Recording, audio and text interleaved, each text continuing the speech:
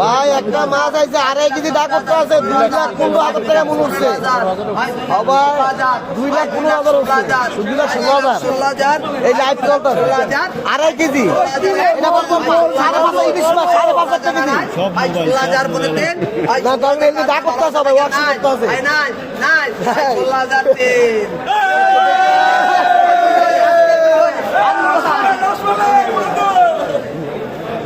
আড়াই কেজি একটা মাছ 2,16,000 টাকা বাজার দর বিক্রি, তার মানে 6,000 6,500 টাকা কেজি পড়ে গেছে। এবার বুঝেন মাছের দাম কি রকম যাচ্ছে।